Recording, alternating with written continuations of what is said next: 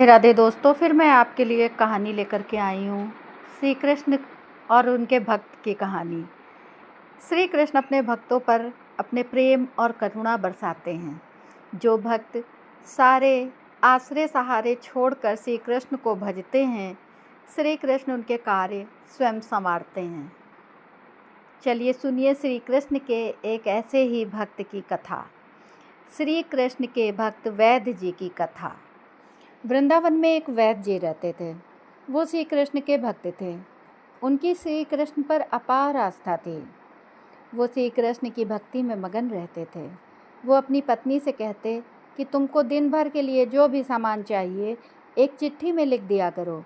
वैद्य जी जब दुकान पर जाते तो चिट्ठी पढ़ते, सामान के भाव देखते और श्री कृष्ण से प्रार्थना करते कि कन्हैया आज के सामान की व्यवस्था कर देना।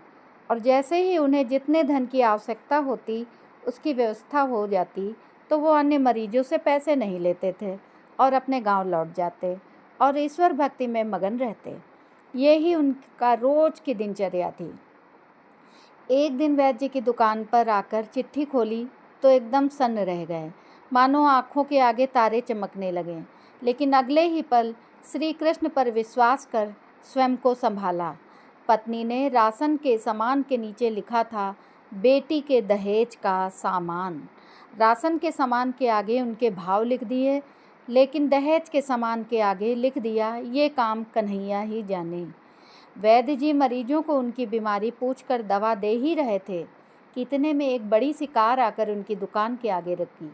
उनमें से एक सज्जन गाड़ी में से निकला, उन्हें प्रणाम कर बेंच पर बैठ गया। बाकी के मरीज दवा लेकर चले गए तो वैद्य जी ने उस सज्जन को बुलाया और कहा कि आपको दवा लेनी है तो अपनी नाड़ी दिखानी पड़ेगी। वो सज्जन विनम्रतापूर्वक कहने लगे कि वैद्य जी, लगता है आपने मुझे पहचाना नहीं। मैं आज से 15-16 साल पहले आपकी दुकान पर आया था। मैं इंग्लैंड में रहता हूँ। इंग्लैंड जाने से पहले ही मेरी शादी हो गई थी, लेकिन हमें बहुत सालों तक औलाद का सुख प्राप्त नहीं हुआ। हमने भारत और इंग्लैंड दोनों जगह इलाज करवाया, लेकिन कोई फ़ायदा नहीं हुआ। फिर मुझे किसी ने आपके बारे में बताया। आपने मुझे सांत्वना दी और कहा कि निराश नहीं होते, क्योंकि श्री कृष्ण के खजाने में किसी चीज़ का अभाव नहीं है। खुशी, गमी, जीवन, मृत्यु सभी ईश्वर के हाथों में है। ईश्वर पर भरोसा रखो। अगर कन्हैया की कृपा हुई तो तुमको संतान सुख अवश्य मिलेगा।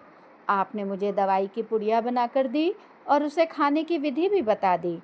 आपने उन पुड़िया के लिफाफों पर श्री राधा कृष्ण का नाम लिखकर मुझे दे दिया। जब दवा लेने के पश्चात मैंने आपसे दवा के पैसे पूछे तो आपने कहा कि पैसे देने की ज़रूरत नहीं है, लेकिन जब मैंने पैसे देने के लिए जोर डाला तो आप कहने लगे, मैंने आज का खाता बंद कर दिया है। मुझे ये बात समझ नहीं आई। तो आपने बताया था कि मैंने अपने घर के खर्च के लिए जितनी रकम श्री कृष्ण जी से मांगी थी वो मुझे मिल गई है। अब मैं किसी से भी पैसे नहीं ले सकता। आपके विचार सुनकर मैं बहुत प्रभावित हुआ और आपको प्रणाम करके लौट गया। घर जाकर मैंने अपनी पत्नी को सारी बात बताई। वह कहने लगी कि वो वैद्य जी जरूर देवता पुरुष होंगे। उसने विश्वास कर दवाई खाई। उसके पश्चात मेरे 3 बच्चे हुए हैं। हम पति पत्नी हर समय आपको धन्यवाद देते हैं। वैद्य जी, मैं तो पत्नी और बच्चों के साथ इंग्लैंड में ही रहता हूँ, यहाँ वृंदावन में मेरी एक विधवा बहन रहती है। मैं परिवार सहित अपनी भांजी की शादी के लिए ही वृंदावन आया हूँ। अपनी भांजी की शादी के दहेज के सारे सामान का खर्चा मैंने ही उठाया है। दहेज का सारा सामान इकट्ठा हो चुका था, लेकिन अचानक बीमार होने के कारण मेरी भांजी की मृत्यु हो गई। भांजी की मृत्यु के पश्चात मुझे ना जाने क्यों आपकी बिटिया का ख्याल आया, क्योंकि जब मैं आपसे दवा लेने आया था तब मैंने आपकी बिटिया को देखा था।